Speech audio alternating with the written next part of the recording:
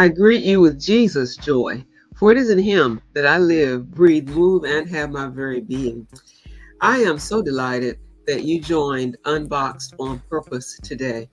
We are a podcast created for Favored by the Father Ministries. I am indeed your host, Barbara Arlene Fields Brehon.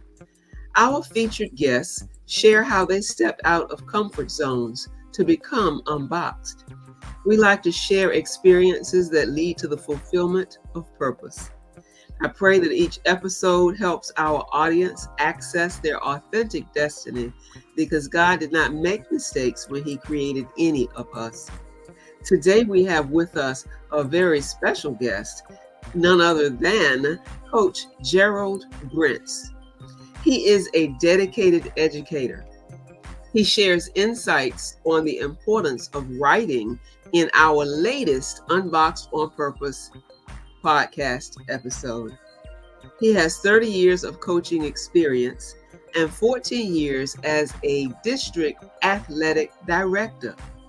Coach Brence's expertise shines through everything that he does. Starting his career at Plano Independent School District in 1981, Coach Brence's journey, let me pause this music for a moment. Coach Brence's journey includes remarkable milestones. As the head football coach and athletic director, he led his team to victory, including 2 state football championships, earning him the title of Texas State Coach of the Year, in 1994 and 2005. Beyond the field, Coach Brence is a published author. Now, you know that floats my boat up the river. He has 4 books to his name, showcasing his passion for storytelling. As he looks back on his fulfilling career, Coach Brence is set to celebrate his 40th anniversary with his lovely wife, Elizabeth, in 2025. Surrounded by their loving family of 3 sons, 2 daughters-in-law, and 4 grandchildren, they will celebrate in 2025. Today, we honor Coach Gerald Brence because he has a living legacy, an invaluable way of contributing to education and athletics. And so we welcome to Unboxed on Purpose. This is not a mistake, Coach Gerald Brence. Hey there. Hey, Barbara. Great to be here. Appreciate you having me on today. I'm so happy that we have crossed paths and that we have entered into this cyberspace today, and we are on stage together in various locations. Let our audience know in what state you are right now, as I am in Virginia. I'm in the great state of Texas, McKinney, Texas, to be specific. We're about 30 miles north of downtown Dallas. One of the fastest growing towns in America, and it's a great place to live. And spent most of my career, and my wife and I raised our kids in Plano, Texas, but we moved up north. It's just about 7-8 miles from Plano, and about 7 years ago, and we really like it here. That's wonderful, wonderful. I've journeyed around Texas a little bit, just in visiting, but I like living in Virginia. I'll just get on a plane and go somewhere and come on back home. It's just great to have you here. Tell them a little bit more. I think there are a couple of things that I left out about your current work, where you are currently working. I left that out on purpose because I wanted to leave a few things for you to say before we jump into your childhood. Well, I retired after 39 and a half years at Plano ISD. I thought that was enough. I taught school, I taught English, and I was assistant coach football and baseball at Plano Senior High. My mentor, my head coach, Coach Tom Kimbrough, was a hero to me. And when I was an assistant coach, we won 2 state championships, and that was, I just never been around anything like that before. And then in 1992, I was promoted to head coach, and we won a state championship again in 1994. We went to the finals in 93. I had a great start, and I was coach for 16 years. Then my last year, in 2007, the last year that I coached on the field, I was head coach at Plano Senior High football, and then I was a district athletic director at the same time. It was probably the best year I ever had in education. I just had a wonderful time, and then I went straight. I was just an athletic director. I got out of coaching after that, and I did that for a long time, and I finally, I just felt, I really felt like the Lord was telling me, it's time, it's time to move on. And I tell you what, as soon as I retired, 2 months later, COVID hit. Uh-huh. And I sat around the house and about went crazy. And one day I told my wife, Beth, I said, I'm going to go find a coaching job. That's what I really love to do. And I'm going to start off at this little Christian school, McKinney Christian Academy. It's just about less than 3 miles from our house. Right. I was coaching the next week, and now I teach school there. I teach world literature and American literature. And it's just a wonderful place. Great people. The kids I can't say enough about the kids. And I just really enjoy it. I coached there for 3 years, but I'm not coaching this year. I'm kind of pulling back. I'm really trying to focus a little bit more on my books and teaching in my teaching. And I never rule out going back to coach again.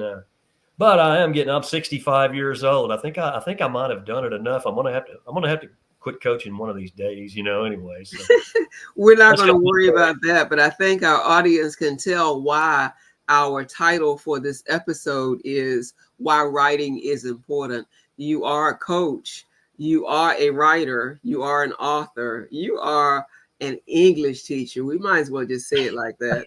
Well, you teach American literature and all those things. And I wanted our audience to get a real grasp on that, because we're talking all this athletic stuff, but yet we're talking to a guy who really knows his way around words and syllables. Well, I appreciate that. I do the best I can. I've always loved to write. When I was in school, when I was a kid, I really wasn't very good at anything but English, believe it or not. And I could write, and I loved to write. And when I got into college and I had to figure out what I was going to do, I just gravitated towards English. And I've just for years and years and years, I've always been writing this and writing that. And kind of my story about the books was, back when I was teaching English in Plano, we would be teaching the classic novels and, To Kill a Mockingbird and Grapes of Wrath and novels like that. And I'd have 35 kids out there in the classroom, and we'd be reading, and half of them were asleep, and I was going, my gosh, what am I going to do here? And I said, close your books, put your books down, and they'd do it. And they thought they were all in trouble, and I'd slam my hand on the table and I'd say, I can write a book as good as this, and of course that woke them all. Oh no, you can't, coach. No, you can't, and I said, yes, I can. I'll show you someday. And I was really just using it as a way to wake them up and get them interested, and that kind of thing. Well, as the years went by, when I got out of coaching, I was athletic director. I was on the road all the time.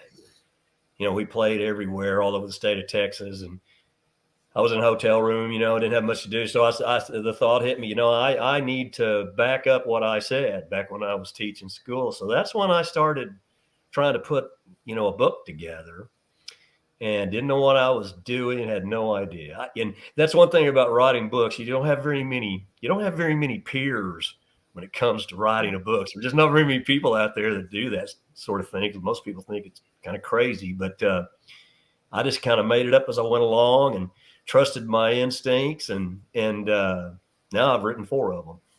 Isn't that amazing? But it's not really amazing, because it was in you all the time. You usually ask at the beginning of the podcast about your passions in life as a child, but you've already spewed that out, in that you always liked to write. You were a reader, you were a writer, and all that. And so now we know how the first book came to be. So before we unpack a little bit more of that, let's get a little bit more into you, the person, in terms of your passions and influences in life. Who would you say had the biggest influence on your life? I'm going to put myself on backstage and give you open mic to talk about your biggest influence and maybe stepping outside of that dark place, that dark box that we're talking about, unboxed on purpose. Influence and becoming unboxed.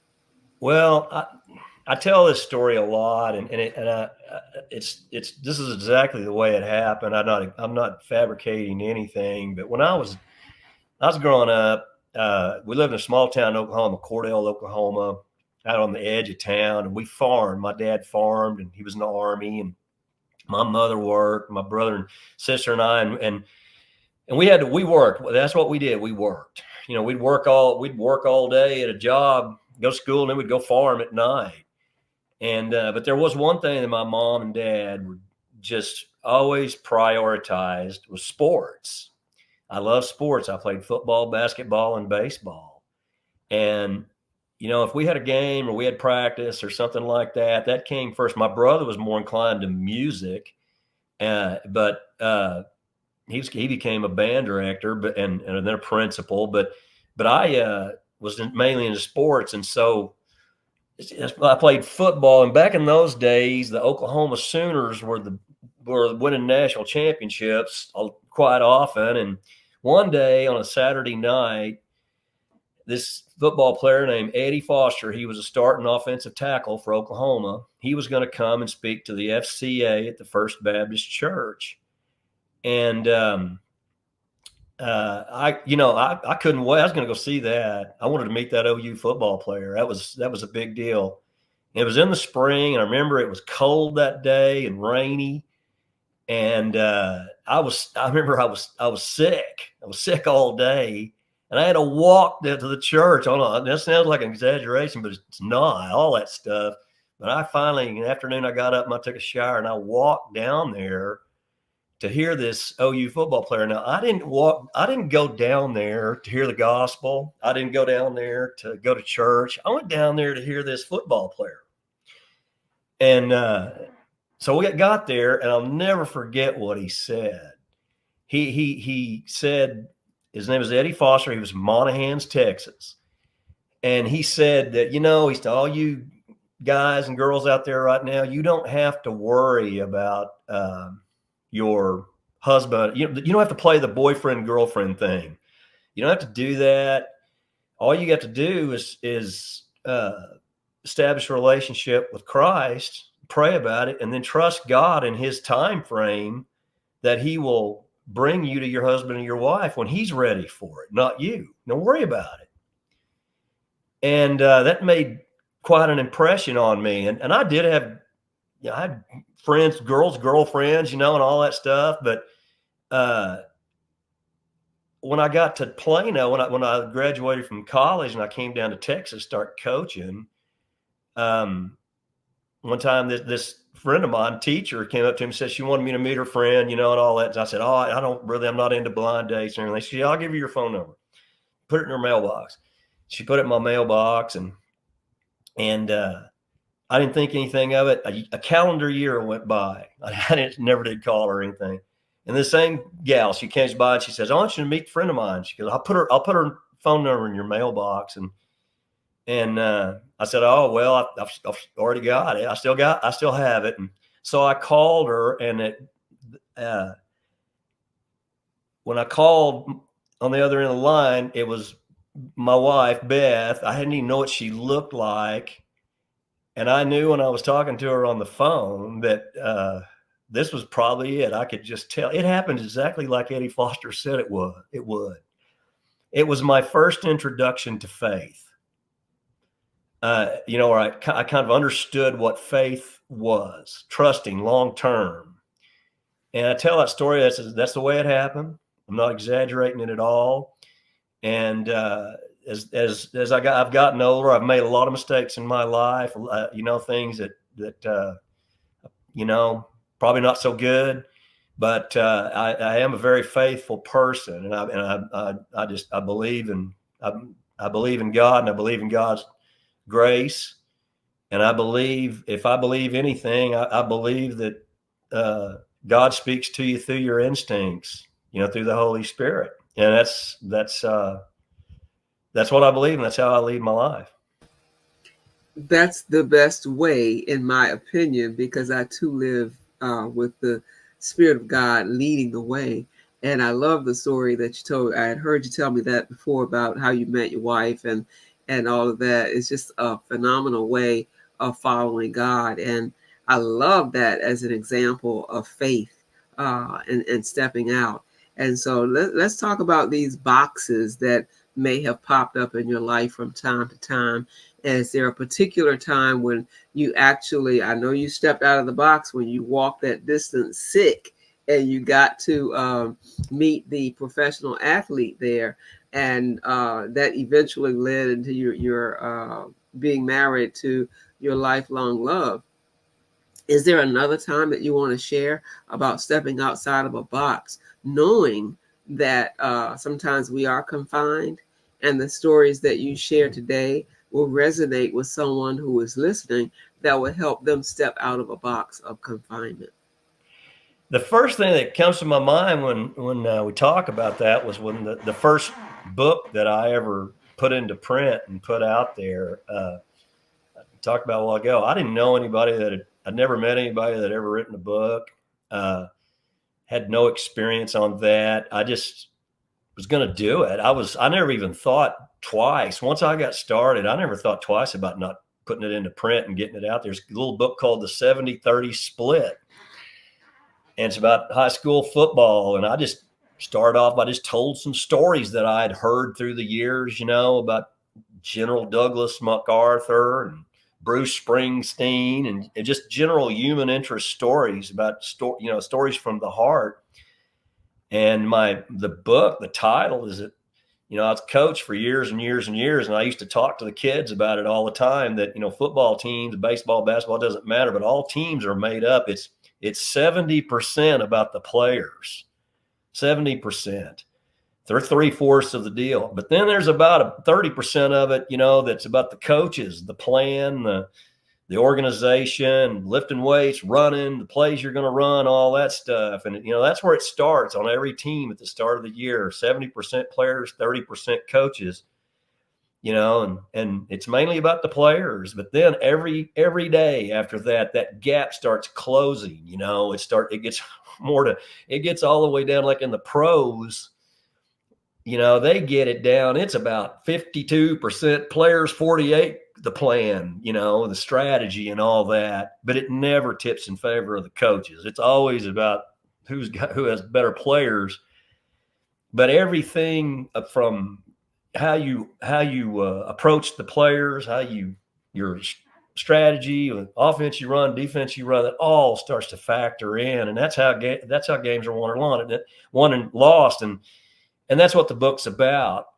And I really enjoyed writing. Had a lot of fun with it.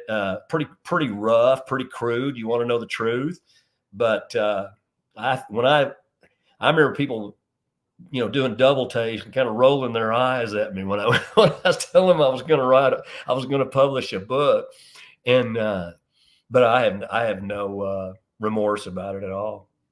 You've written 3 other books. Would you go ahead and tell us about those other 3 books and that whole idea about why writing is important? Well, of course, the 70-30 Split was a nonfiction book. It was I wouldn't call it a a self-help book or anything like that. It's just information for people who really like sports and football. After that, though, I was really into more historical stuff, and storytelling, because that's what I really love to do, is tell stories. And the next, I was kind of searching for a book, just kind of relying on my instincts. And my wife and I were in San Francisco on vacation, and we were at the I'll never forget it. We were at the airport, and I didn't have anything to do, because there's not very many bookstores that I even come close to that I don't explore. So I was in a bookstore at the airport, just looking around, And I saw this book about the history of San Francisco called The Barbary Coast. And it was about back in the gold rush day, all the crazy stuff that was going on in San Francisco. Incredible. And I read most of that book by the time we got home, on the plane. And so I put together a story about this minister he was started out in Mississippi, and the Lord was telling him to go to San Francisco where that gold rush is going on. It's back in the 1850s, and try to stamp out some of that debauchery going on out there. And he drug along his daughter, who did not want to come because her mother, his wife, had just passed away. And they were fighting all the way through it. And it went through Austin. And then, of course, it went through, and it was about the Comanche and the Apache the Indian tribes, and the Texas Rangers, and the Colt Navy revolver. And then, of course, when we got the story finally made its way out there to California, all the crazy stuff that was going on in San Francisco. But that's what it's about. It's a love story, and because the minister's daughter was along for the trip. She did not want to go, but she was not going to let her father go by himself. And then there's this hapless Texas Ranger who had to get kicked out of the Rangers because kicked out of the Texas Ranger organization because he got sent on a mission, and they have a tremendous villain in this story, Soares Aguilar, who robbed them and robbed a payroll robbery that this Ranger was on. They all got kicked out. He didn't have a job, so he got a job with one of his best friends as a guard on a stagecoach, heading for San Francisco. And so all the parties met right out there, and a lot of truth in it, a lot of historical fiction, but then a lot of it's just stuff that I just came up with. I realize that, and because I am a retired reading specialist, there's a whole lot of stuff that's in this conversation that's really exciting me. The whole idea of historical fiction is fascinating, and the way that you started with something on a trip, and then you couldn't put the book down, ended up writing a story and publishing your own book about it. But then there are 2 other books, and so we're gonna put across the screen throughout this episode, the remainder of the episode, what the books are that you've written. Give people a chance to get online and get those books and communicate with you about those things. And clearly we know that you think, and of course I agree with you, that writing is so important. And so in that vein, what would you advise the younger you? Any advice you would give to the younger you if you roll it back and maybe you're in your late teens, early 20s? What advice would you give yourself? Writing makes you pay attention to your life. It makes you focus more on what you are doing every day with other people, and what you're doing with your life. That's one of the top things. Writing brings things to your attention that you might not ever think about if you never participate. That's what I teach at McKinney Christian Academy. I tell everybody I teach writing. That's my deal. Everything from format, structure, but content, that's the main thing, and how to come up with ideas and how to think things through and think a little bit differently. But it helps you just understand yourself and things that come across your desk on an everyday basis that you might not think about before. I wrote a couple things down. I also think it builds your confidence. When, I believe that I really am a staunch believer that, faith and confidence, those are the keys to success. You need faith. You need something to rely on. Life is much bigger than just yourself.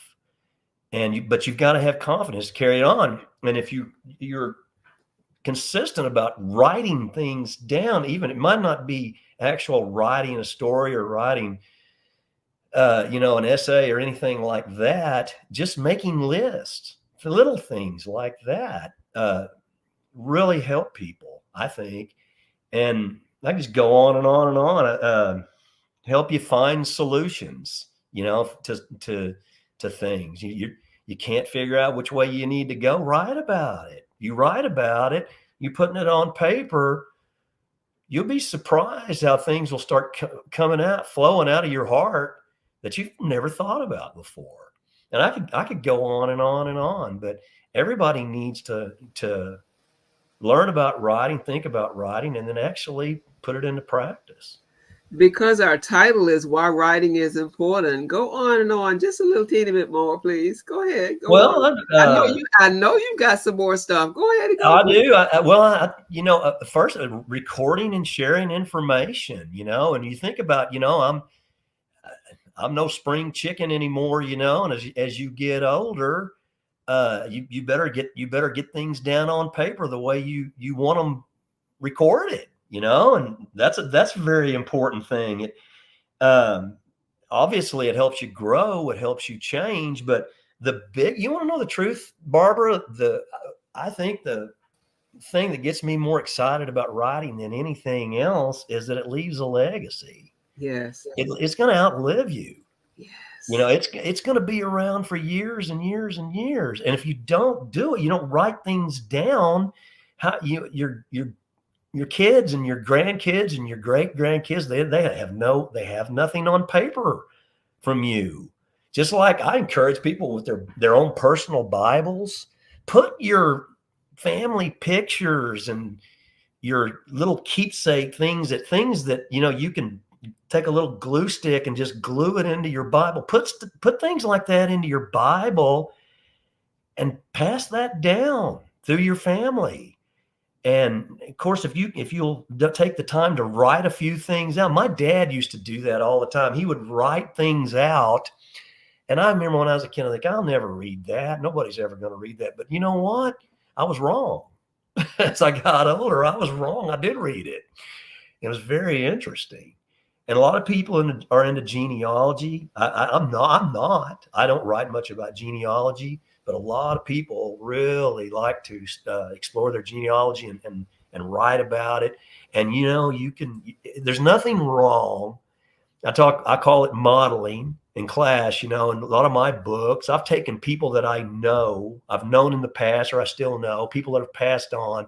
And when I'm looking for a character in a book, I model them after somebody that I know. I change the name, but I model just their personality. The story goes a different direction, but you can use their personality and to really help you write an interesting story.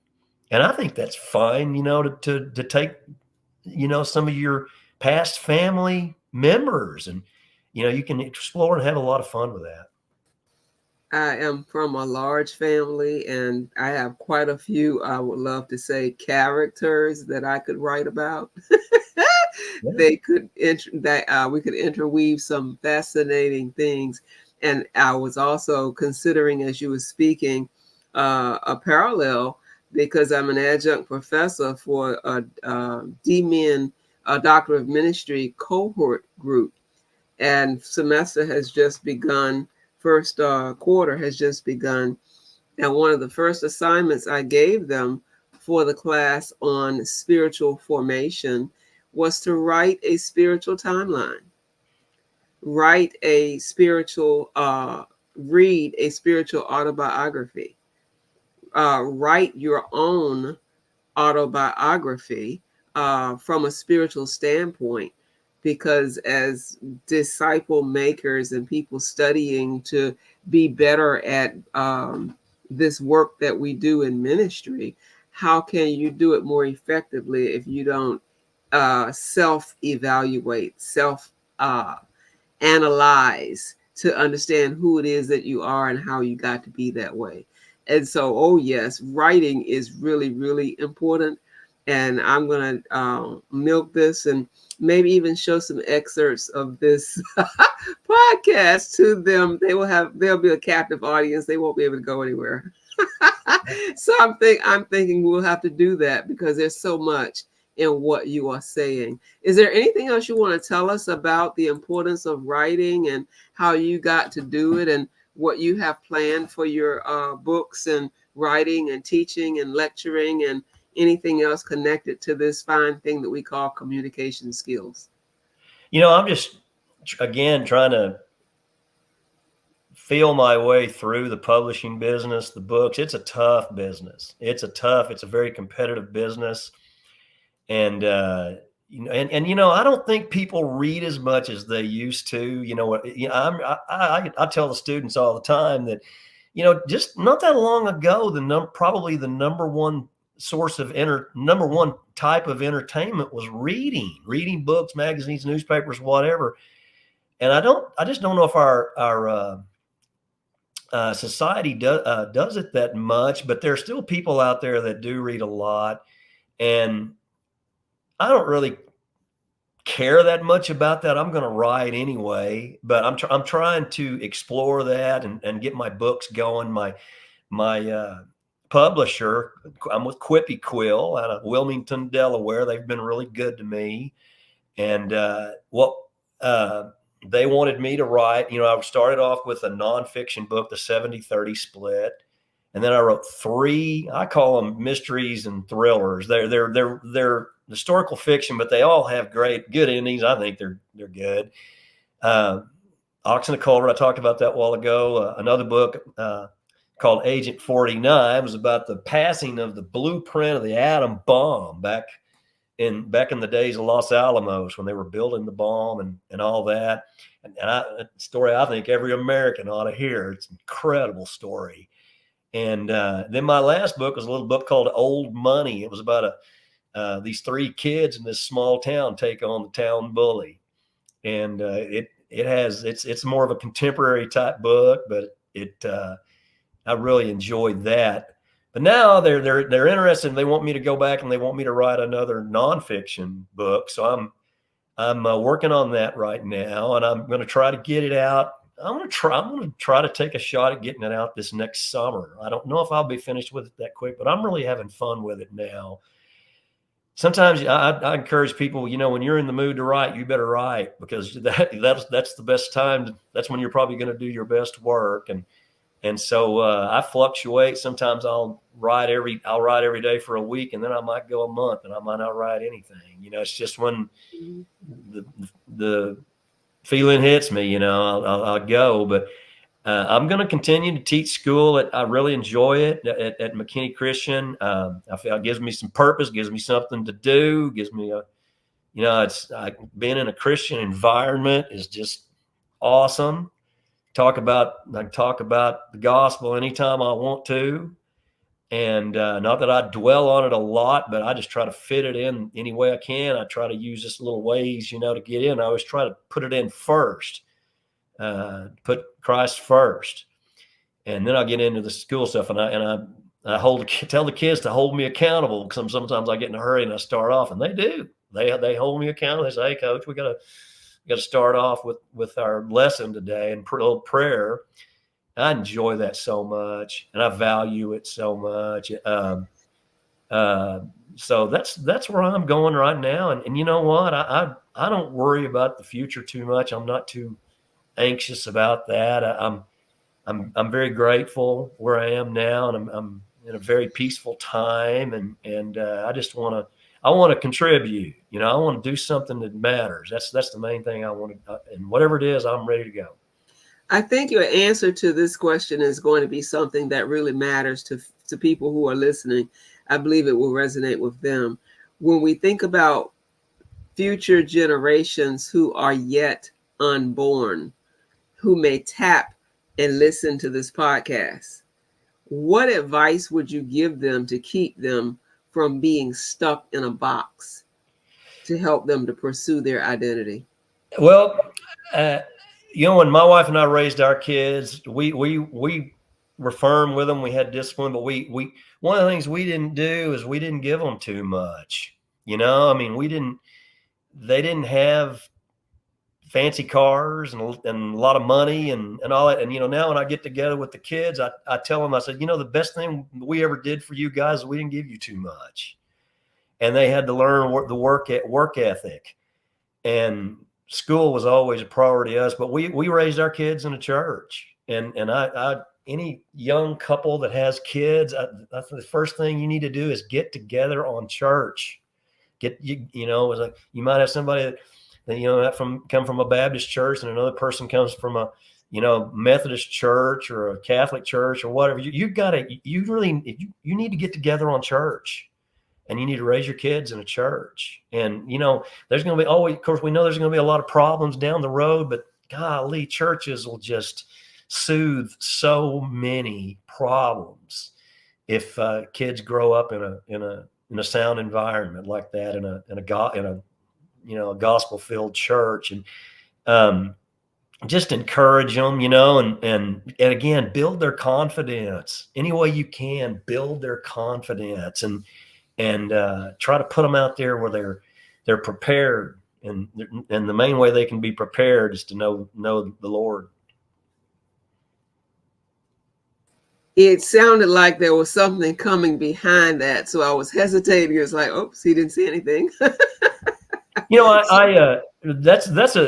try not to do it. I talk about the Lord my own way, and like all my books, same thing, subtly. There's a lot of people out there that they're not interested in hearing anything about church. They're not interested in that. And so you can either, some people take the attitude of, well, if they're not going to listen, I'm just going to go on to the next guy. And I'm kind of more, I guess I'm stubborn, I kind of want to keep trying. And, I think though that the best way to do it is just, they read you as an individual and how you conduct yourself, how you carry yourself. And that's how that, I used to have a saying, power, money, all that stuff. That's all small potatoes. All that stuff's small potatoes. Back when I was head coach and athletic director and all that, that stuff's nothing. It's all fleeting, but that influence goes into heaven, and positive influence on people. If you can do that, that's what's important. It is important. It is so important. And as you talk about the influences and how you and your wife came together to raise your children, making concrete, firm decisions and sticking to them, that is so important. And I just value you and how you conduct yourself conversationally, sharing your faith by the way you live. And this Christianity is a lifestyle, and people read the sermon through your actions and hear your voice and how you love them, how you love on them. And that makes all the difference in the world. They see Jesus because they see him in us, not always because of what we say, but how we live. And so right now, I just want to give one, before I forget to ask you, would you give the audience your contact information? Because I'm sure they want to get a hand on your books. I'm sure they may want to reach out to you and talk a little bit more with you, email you or text you or what have you. I don't know what information you want to give, where they can reach out directly to you and connect with the author, Coach Brence. It's very easy. Just geraldbrence.com. That's my website. I never had a website like this one. I did it. This is my second website, but Quippy Quill really has done a good job with that, and we're building it. But just go to geraldbrence.com. You can take a look at all my books, and there's a place on there where you could email me directly, and I would love to hear from anybody interested. Sounds like a plan. We'll put that on the screen. If by the time they actually see this, it will be on the screen. But anyway, this has been a pleasure. Is there anything else that you would like to say in parting that has not been said that you want to share with us? I think we covered it pretty well, and I just really appreciate the opportunity, Barbara, and I really appreciate your program. I think you're really doing a lot of good, and thank you for having me today. I really enjoyed it. God bless you. Thank you so much, Coach Gerald Brence. We just thank you. You are unboxed on purpose. You're distinct in your own way, and you've encouraged others to understand the importance of writing for getting to know yourself. And that has a lot to do with our personal purpose in life. as divinely ordained and created by God. And so All right. now, turning to our audience, I want you to join us every week. We usually release podcasts on Thursdays, and the episodes are generally somewhere around 30 minutes or so. Unboxed on purpose, refreshing conversations, sharing experiences that shape our faith, that shape our right now, as well as our future. We release those episodes on our YouTube channel, Favored by the Father Ministries Facebook page, our LinkedIn page, and most podcast platforms. As we evolve, we are like butterflies that come out of a box and allow the Holy Spirit to advance us to immeasurable heights. The Holy Spirit can take us to lofty levels in the Lord. And so I want you to fulfill your purpose. I want you to bloom wherever you are planted. And I definitely want you to remain favored by the Father. Thank you again, Coach Brence. Thank you. I'll see everybody next week. Remain favored and be unboxed on purpose. Favored by the Father Ministries is hosting a fall spiritual retreat. Oh, yes, we are having a fall spiritual retreat at the Williamsburg Christian Retreat Center, which is located in Toano, Virginia, November 14th and 15th, 2024, as promises to give you a spiritual enlightenment that you have never seen before. This spiritual retreat is designed to provide respite and nurture for those who constantly pour into others. This is a getaway for one night filled with spiritual teachings, meditation, connecting with nature. Come to our fall spiritual retreat with your mentor, with your mentee, so that you can share some special moments together, stepping aside from the routine of life. We are asking for a nominal fee of $180 that includes all of these things: room, dinner, breakfast, snacks, and all retreat materials and activities. The registration fees are due by November the 1st, and the point of contact is Barbara Brehon. You may email favoredbythefather.com. You may email favoredbythefather.com. You may register on Eventbrite. For anyone needing an alternate payment option, you may mail a check payable to Favored by the Father Ministries. That will be Post Office Box 1114, Tappahannock, Virginia, 22560. Tappahannock, Virginia, TAPPAHANNOCK. Include a note with your email address and phone number for confirmation of receipt. All checks must clear by November the 1st, which is the registration cutoff date. Another option is to Cash App Barbara Brehon, sending a message again through Barbara at favoredbythefather.com. Our email address is barbara@favoredbythefather.com.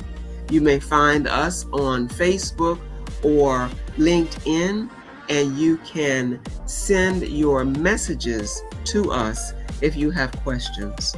We are looking forward to an inspirational experience at our fall spiritual retreat, tucked away behind luscious trees that show the magnificent splendor of God's creation.